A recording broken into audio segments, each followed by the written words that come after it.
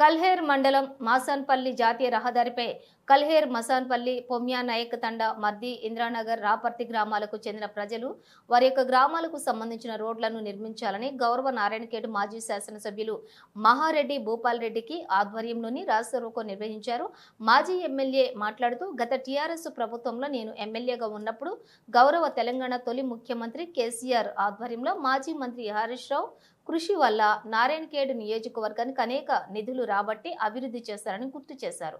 అలాగే ఈ గ్రామాలకు సంబంధించిన రోడ్ల కోసం ఈ జీవో కూడా తీసుకువచ్చినప్పుడు ప్రారంభించే లోపటనే ఎన్నికల కూడా అమల్లోకి వచ్చి నిర్లక్ష్యమైనందువలన పనులు జరగలేదని, నేను ఎమ్మెల్యేగా గెలుపొంది ఉంటే ఈ పాటికి ఈ గ్రామాలకు సంబంధించినటువంటి రోడ్లన్నీ పనులు పూర్తయ్యేవని తెలిపారు. ఈ చాతగాని దద్దమ్మ ఎమ్మెల్యే మరియు ఎంపీ గెలుపొందిన సంవత్సరం గడిచిపోయినప్పటికీ ఇంకా వీటి పనులు ప్రారంభించక గ్రామాల ప్రజలు తీవ్ర ఇబ్బందులు ఎదుర్కొంటున్నారని తెలిపారు. మీకు దమ్ముంటే అభివృద్ధి చేయండి, లేదంటే రాజీనామా చేయండి అని సవాల్ చేశారు.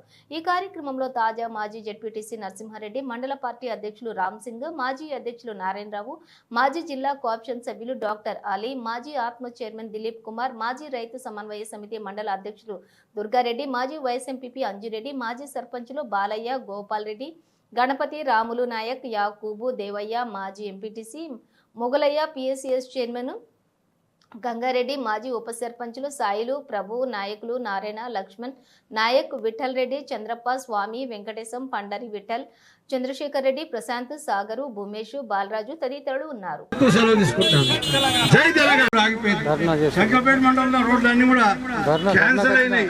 ఇక్కడ ఎన్నో రోడ్లు, తాండా రోడ్లు, శేఖల్కుంట తాండా రోడ్డు, ఇట్లా ఎన్నో తాండా రోడ్లు ఇట్లా అవన్నీ కూడా క్యాన్సర్ అయింది.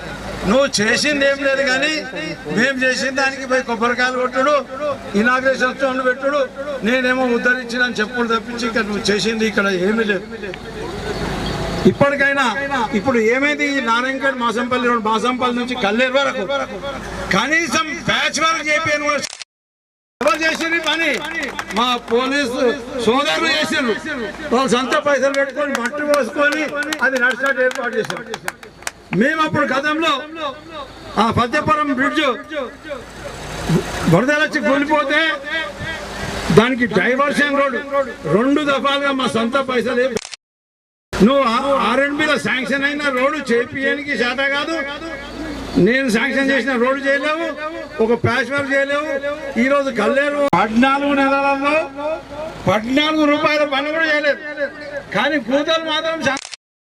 నేను అడుగుతా, కాంగ్రెస్ కు 50 సంవత్సరాలు అధికారం ఇచ్చినాం, ఈ నేషనల్ హైవే చేయడానికి మీకెందుకు చేత కాలేదయ్యా? 1760 కోట్ల రూపాయలతో నేషనల్ హైవే మంజూరు చేసినాం. ఇప్పుడు మేము నిలబట్టేది, నువ్వు హైదరాబాద్ నుంచి రోజు తిరుగుతున్నది, మేము మంజూరు చేసిన నేషనల్ హైవేని. నిజాంపేట నుంచి బిదర్ వరకు మేము మంజూరు చేసిన నేషనల్ హైవేని.